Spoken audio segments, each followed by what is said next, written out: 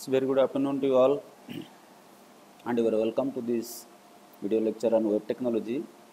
And today we are going to cover the XSD, that is XML schema definition. Okay, this XML schema definition, this is just like a replacement of this DTD, document type definitions, what we already taught. This is just the replacement of that one, and it has more control over the XML structures, and this is used purely to define the structure of an XML document. Say previously we are writing an XML program, and then we are writing the DTD program and providing a link. Now, as I told you that this XSD, the XML schema definition, it has more control, so it is better used for parsing these XML programs. Okay, then we come to this definition here. If you see, there are so many schema languages which are used. For example, we are having the Relax MG and XSD, what we call it as the XML schema definitions. And this is the last topic of this unit 2. With this, we'll be closing our unit 2. Okay, this is the XML schema. This is used to define the structure of an XML document. It is similar to the DTD, but it provides more control on XML structure. That is the thing. We suppose I am going for one XML program, that is ship order.xml. Say when we go for online purchase, when we fill up the formalities, then they go for shipping some orders, whatever things you order, the electronics goods or some other things what you order, that is are going to. So how do we design that one? So now let us write one XML program for that one, and after that we will be writing the XSD program for that one, and I will provide the detailed explanation for that one also. Now our program is shiporder.xml. This you open any of the editor. I use the editor Sublime, so we can use this Sublime editor, and we can go for the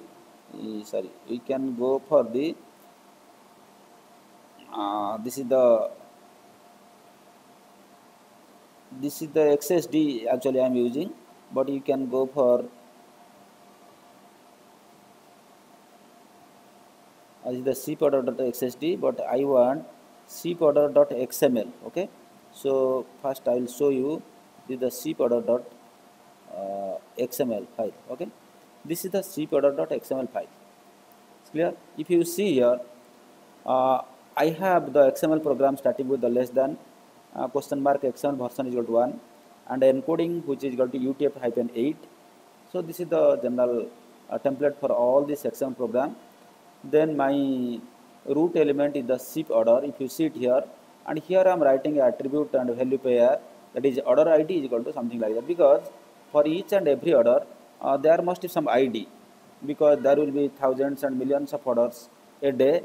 Unless you have the unique ID, it will be difficult for you to identify these things. So in that way, we have an order ID. Suppose this is my order ID. What is your actual order ID? You put it there.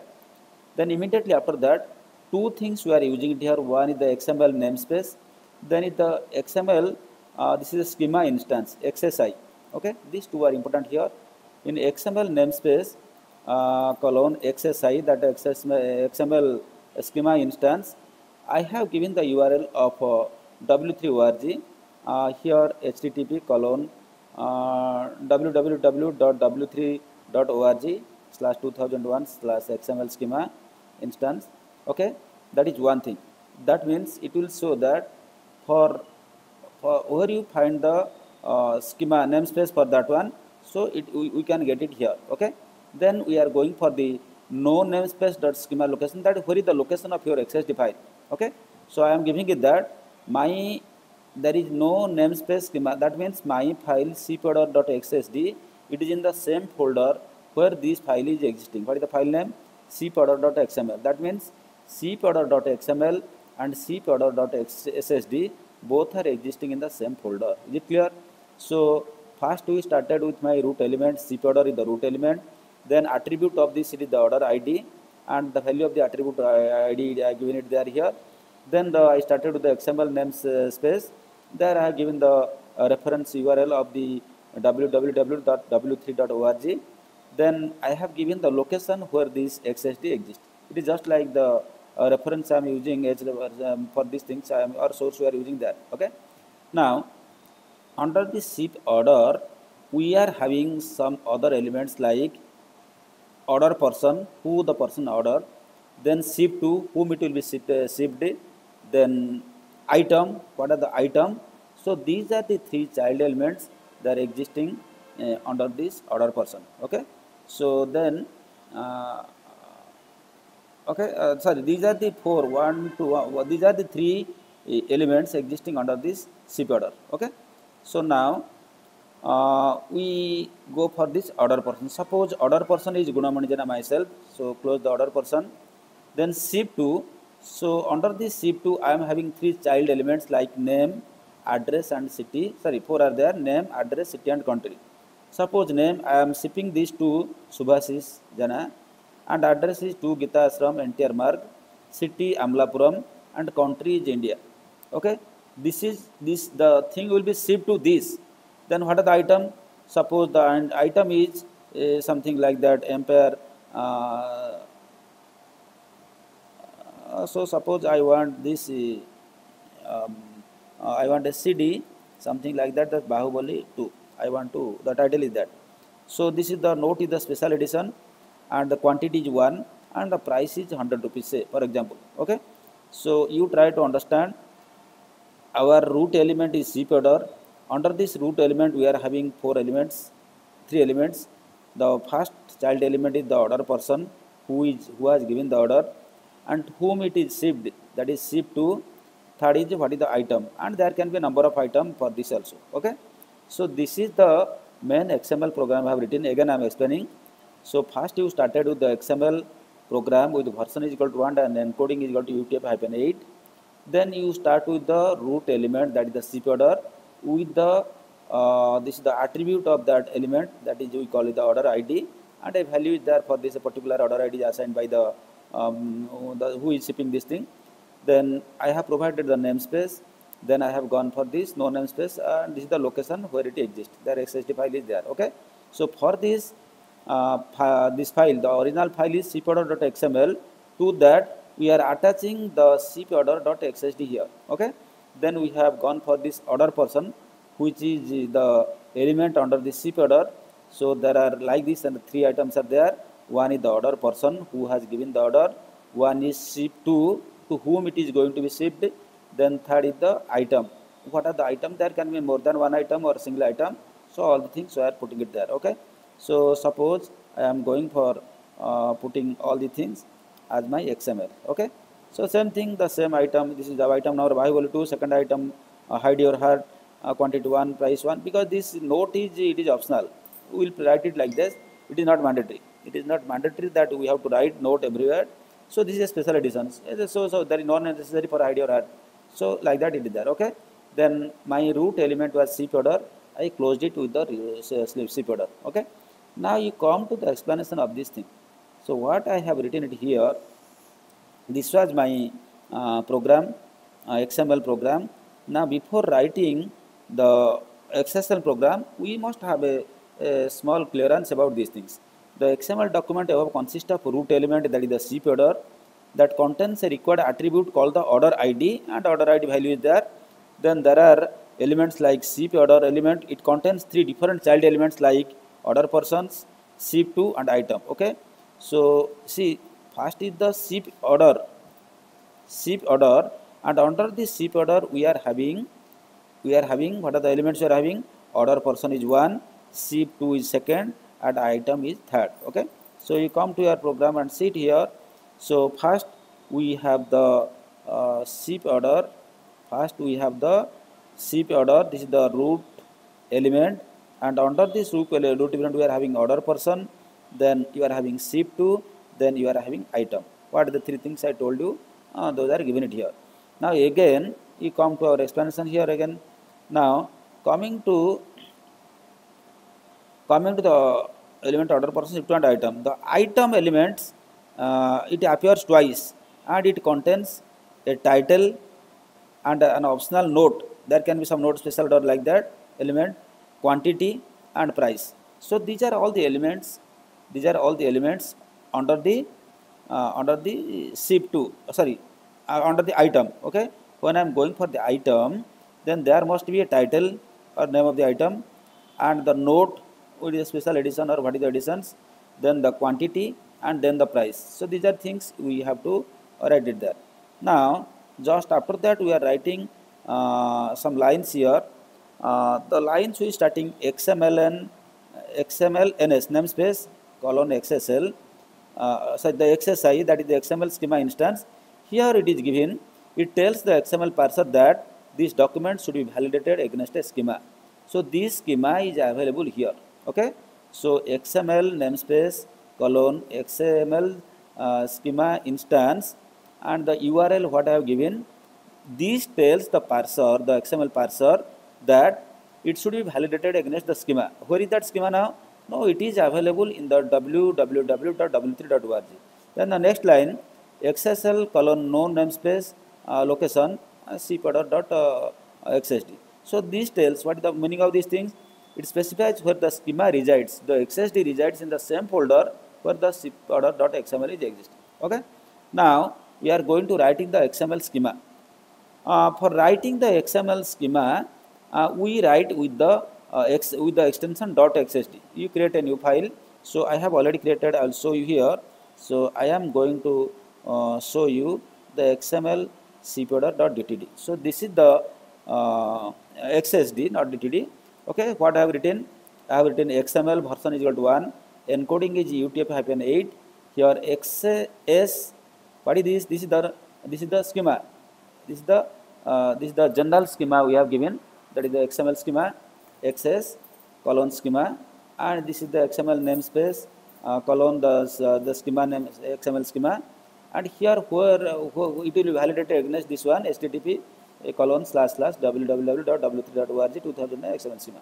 Okay, then under this we will have a number of XML schema elements. Okay, so now I start with the XS colon element, that is the XML schema first element, that name is cpowder. If you remember that I have given the root element was cpowder. Now there can be two type. One is the simple type or it can be a complex type. If the element does not contain child element, then we call it simple. There is no need to worry about that one. If it is containing some child element, then we call it the complex type. Then what we need to do? So XS XML schema colon complex type. I started with this thing. That means it contains some child elements, and what are the elements that we will see. Then I have to maintain in a proper sequence. So what are the things it must be maintained in a proper sequence. For that I write XML schema colon sequence. Remember, you have to write it that. Then you go for defining the element, the root element, the child element. So XML schema colon element, the name is equal to order person. See, initially the root element was cpowder. Cpowder is the root element. Under this cpowder we are having order person. This order person here, what I am writing, XS colon element, name is equal to order person, type is equal to XS string. So this is the data type we are using. By default it is for XML schema, that is the string type. Okay. Then XS element name is equal to SIP2. See, you can ask me one question. Say, why you are using XS complex type here? XS complex type, yeah, it is to be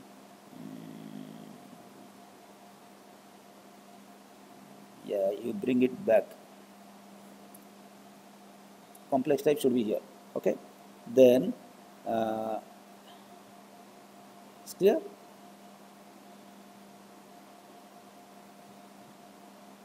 No need. I think that is right.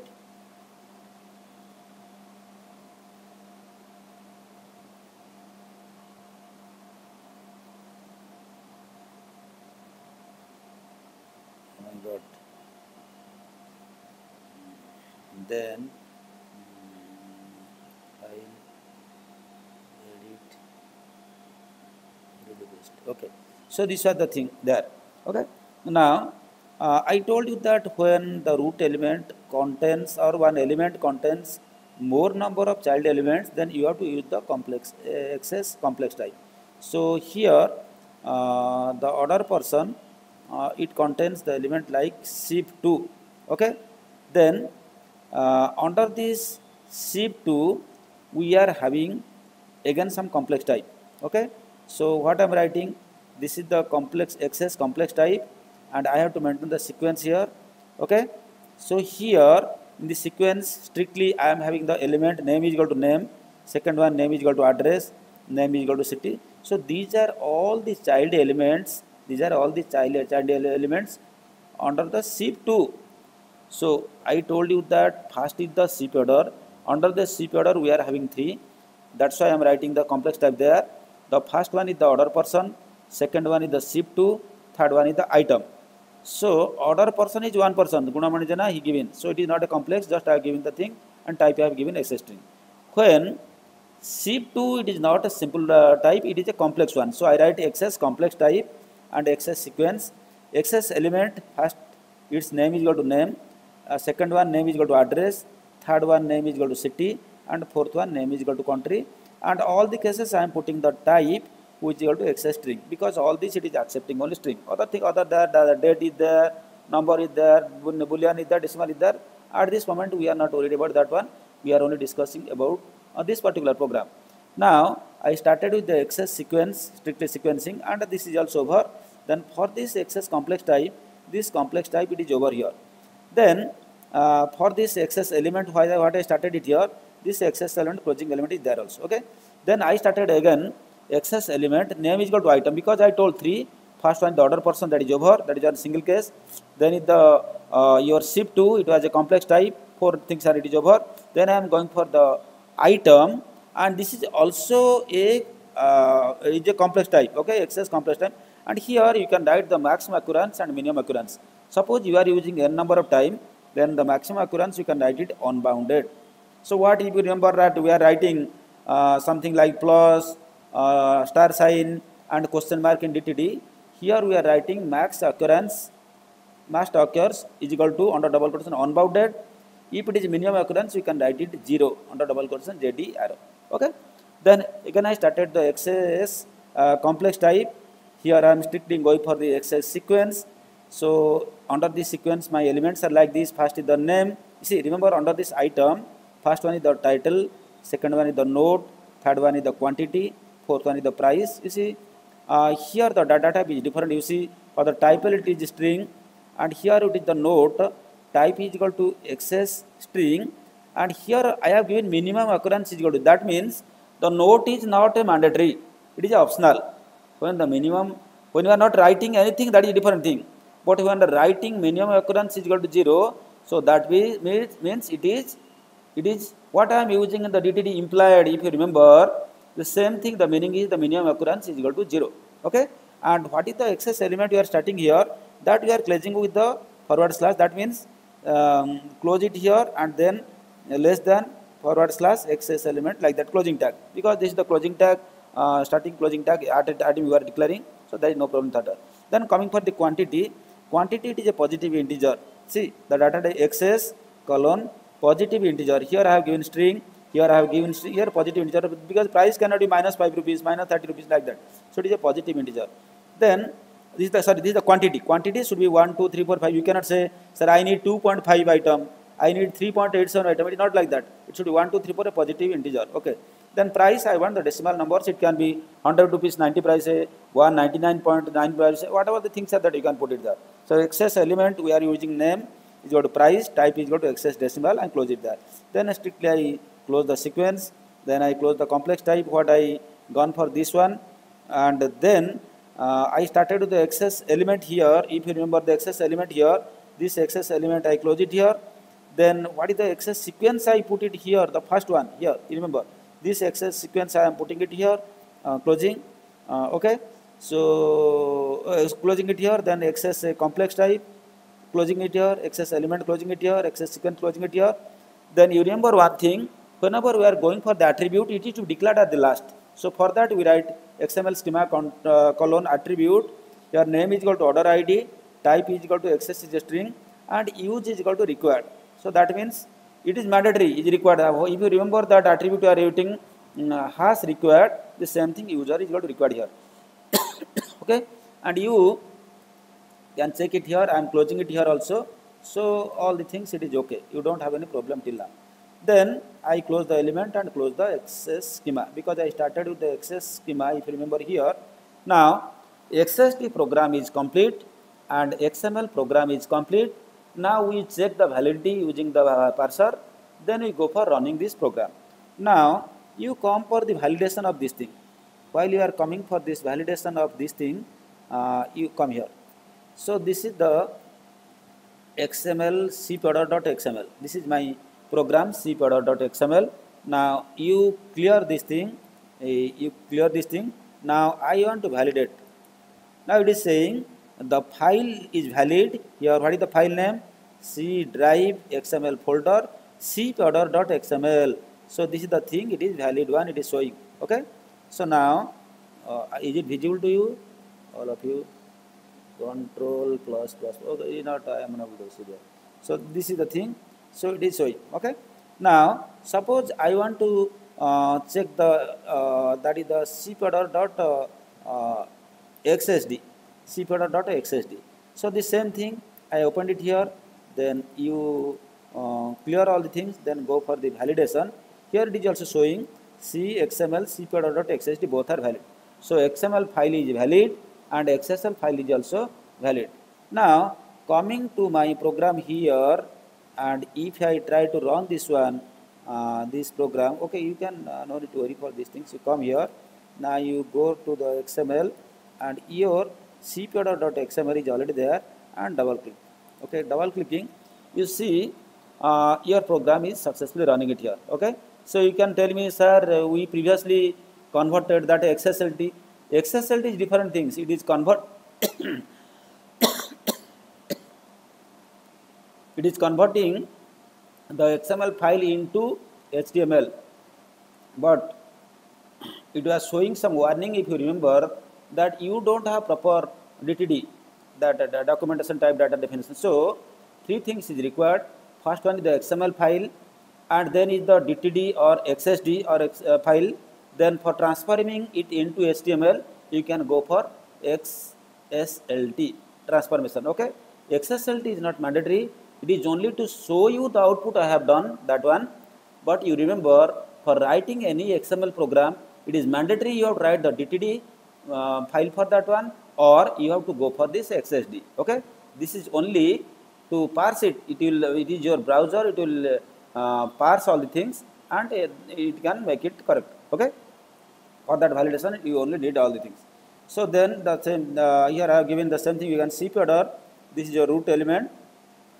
Then is the order person is one of the child element. Then SIP2 is one child element, and item is one child element. How many child elements are there? So this is 1. Okay, this is 2. This is 3. 3 child, and this is repeated. Item is repeated 2 times. Okay. Now everything is correct. Now till now what you have seen, everything is correct. Now we can go for some other things if you want. Otherwise we explain some part of this program again here. Okay. Now let us see. This was my XML program, and this was how to create the schema for that one. Okay, how to create the schema for that one. How do we create the schema for this XML document we have written it above? We start by opening a new file that will be with the name cpowder.xsd. What I have already done, what I have shown, that I am giving the explanation. And to create the schema, we could simply follow the structure of the XML document and define each element as we find it. Okay, we will start with the standard XML declaration followed by the XS schema element that defines a schema. So XS colon schema, it defines the schema. Okay, now this is the standard XML declaration file, less than question mark XML version is equal to and encoding done. Then I have defined the schema XS colon schema. This is the standard. Remember, this is the standard XML schema. Okay, this is the XML schema. It defines the schema. XML schema, that is colon schema, and the here it is showing some XMLNS namespace colon XS. These are things it is showing. Okay, so these thing what you are showing, it has a standard value defined by the World Wide Web W3 School. in this schema above, we use the standard namespace is access. This access stands for the standard namespace, and the URI associated with the namespace is given in this URL, that is http://www.w3.org 2001/XML schema. Okay. So then how you write all the things? So first you have written this one. This is the standard declaration for the XML. Then for XML schema, we have given all things. The second file you have given it here. Okay. Then you have to give the reference for the DTD file what you have written. For giving this DTD, then okay. Before that, let us see what is the next line program. How you write that one. Next, we have to define the root element. What is the root element? Root element here is the SIP order. SIP order is the root element, and this element has an attribute and it contains other elements also. Okay. So in the SIP order, we have the order ID. The order ID here is the attribute, and it has a value 88 something, some value there. Then this SIP order root element, it contains another 3, that is the so some I given some person. So like the things are there. Okay. So then the one is the order person, then is the second one is the, like that 3 are there. One I have given the SIP 2, and third one I have given the some items or something like that. Okay. So now then we have to define the order person element as a simple type. You see, I told you that one is the simple type, one is the complex type. What is simple type and what is common type? Complex type. See, order person, if you see, come here, access element, name is equal to order person, type is equal to access string. So I created an element, the name of that element, how you define the XML schema, colon element, this is for declaring the element. Previously, if you are remembering a DTD, you are writing less than exclamatory element, capital letter, we are writing, because that syntax is different, that is DTD, this syntax is different, this is XSD. Okay. So less than access colon element, name is equal to order person, then type is equal to access XML schema string. Okay. Next we have to define 2 elements that are the complex type. So one is the SIP2 and second is the item. Okay. Then you see, I created another element, access element, name is equal to SIP2, and it is a complex type, so I am defining access colon complex type. Then I have to maintain strictly the sequencing. So access colon sequence, and I close the sequence, close the complex time, and close the access element. Then inside that we are having the other child elements, like one is the name, one is the address, one is the city, and one is the country. And all things, because you can clearly see name, address, city, and country, all the type, data type is equal to string, XML schema string. Okay. So first element under the your SIP2 is the name, second is address, third under the SIP2 is the city, and fourth under the SIP2 is the country. And for this I have given, and it is over. And with the schemas we can define the number of possible occurrence. So this number of possible occurrence, so it can be a maximum occurrence or it can be minimum occurrence. If it is maximum occurrence, then is equal to, under double quotation you can write unbound. Okay. If it is the minimum, unbounded, not unbound, unbounded, like this, unbounded. And the minimum occurrence you can write it 0. It can be 1 or it can be 0. For both maximum occurrence and minimum occurrence, see, the default value for my maximum occurrence and minimum occurrence is 1. Remember, if you don't define the maximum occurrence or the minimum occurrence, then it is by default it is 1. So if you want to use it more time, then you have to define maximum occurrence, which is equal to occurrence means OCCURS, which is equal to, under double quotation, unbounded. If it can be and optional, then minimum occurrence, which is equal to, under double quotation, 0, JD arrow. So these are the things you have to remember. 0. This is like this. For example, I am using the child element node. Here in this node, as it is optional, it can be a special edition, no edition. Then you can write the attribute to 0, minimum occurrence write to 0. You see how you have done it here. Now I am going for this, creating an element. The element is name is item, and the maximum occurrence is unbounded. That means I am going for a number of item. It is not default 1. Then it is a complex type, and the sequencing is restricted to maintain. Then the first element is title, second one is node, then how it will understand which one is mandatory and which one is say your optional. So if it is mandatory, there is nothing to use, leave it. If it is optional and if you want to use it several times, that you write it. Suppose there are more than one title, that you can write maximum occurrence is equal to unbounded. But title will be one, there cannot be more than one title. But note, it can be minimum occurrence is equal to 0. That means there can be a note for that particular title and there may not be a note. Then quantity, this is also because the quantity we take the positive numbers, I have given the data type. But here I am neither writing the minimum occurrence nor writing the maximum. That means quantity by default it is taking, you can write the quantity name 5 7 type, but quantity item is appearing only once, it is not appearing more than one. Okay.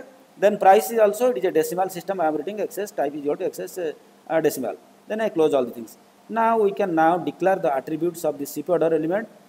This is required at the end. You see, I told you that here declaring the attribute, it is done always at the last. So excess, that is the XML schema colon attribute, name is equal to order ID, type is equal to the data type is equal to excess string, and use which is equal to required. And I am closing this excess attribute here by putting a forward slash and just ending it here. Okay. And here is the complex listing, the complete listing I have given it here for this DTD. So what I have already shown you, this is the standard version for your declaring the XML, then is the access schema, XML, like the thing, element I CPU order. Then first one is the complex type, because under the CPU order we will be having number of things. Okay. Then first one is the order person, second one is the ship to, and third one, okay, order person is a simple type, and ship to is a complex. I have written it here. Then I created item also, it is a complex type, and here item is used 2 times, if you remember. That's why we have to write, because by default maximum occurrence is equal to 1. If you don't declare maximum occurs, then it will take only 1. If it is more than 1, then you have to write max occurs is equal to unbounded under double quotation. Okay. So all the things I put it here, and here the note is not mandatory, it is optional. So I have written the minimum, because by default it will expect a 1. Why? Because I have given the sequence number. If a sequence number is that, first element should be title, second element should be note, third one should be quantity, and fourth one should be price. But if you declare minimum occurrence is equal to 0, then it will take 0 there. So it will not wait for one occurrence. Okay. So by default it will put 0 there. Okay. Then access all the things, it is over. Now this is all about the entire XSD and putting this XSD inside the XML. And my sincere request to you all of you try to write at least one program in XML and write the XSD. Okay. And you go for a comparison of that one, what you have written, the DTD for that one, and what is the XSD file for that one. Because at least one case, remember that they simply ask in the university exam, write one XML program on cricket score or something like that, and you write the structure for that one either using the DTD or XSD. So DTD, you know, I have given a very total explanation, brief explanation about that one. Then regarding the SSD also I have given. Then we are having some divide the schema, that you can write it in a dividing and all things. Then use of namespace, that also you can use. Then some restriction is there. I think this we need the different data type is also there. For example, normalizing string data type. Suppose I am going for the string, then you can write access element is equal to name, and name is equal to customer, and type is equal to access string. So if it is the normalizing data type, then you have to write access is equal to normalized string. Access is equal to that means it will remove the line feeds, carriage returns, and tab characters, everything it will remove. That is the remaining. I am going for normalized. It is only continuous thing it will give it. Okay. Similarly, token data type, here also you can rewrite access element name is equal to customer, type is equal to access token. Okay. So John Smith, and like that I can put it customer, John Smith customer. Then you can use a date also for this date data type. Access element is equal to name, access colon element, name is equal to start, type is equal to access date. It will take like this. So 24th September, you update it. Why it is you put it 20, and today is most probably 30. Okay, 30 30th, and it is June 30th June 2020. This is the date. You can take it. Okay. Then coming to the time zone also, you can put it all the things, and you write a Z after that. Okay. So what you need to do, copy the same thing. It is here. Copy, and you in the time zone just add a Z, that is for the time zone. Okay.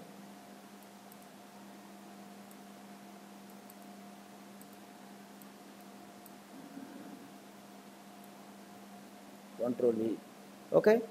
Now it will give you something like that.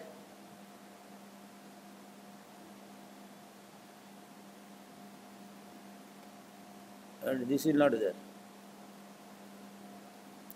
and it will give you something like that.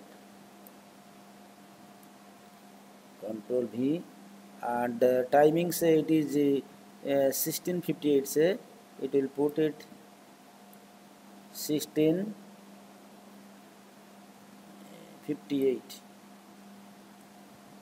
in 58. Okay. So all thing it will come like this. Okay. Or it may come like this also. Okay. Then here note that when all components are required, the following is an example of time declarations in a schema.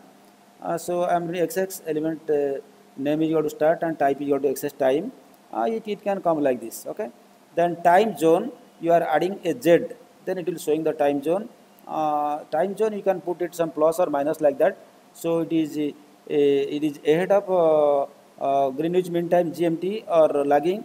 So if it is lagging, it will be minus. If it is leading, it will be plus. Okay, for India, it may be 5 hours 30 minutes like that. It will something it will come. Okay, the following is an example of data time, date time declaration in a schema.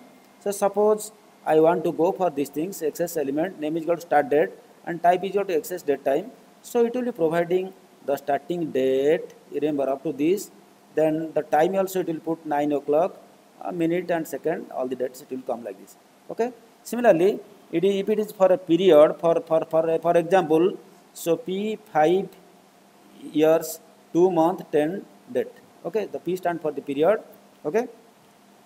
So period, it is for 5 year, 2 month and 10 days. That you can put it like this also. Okay.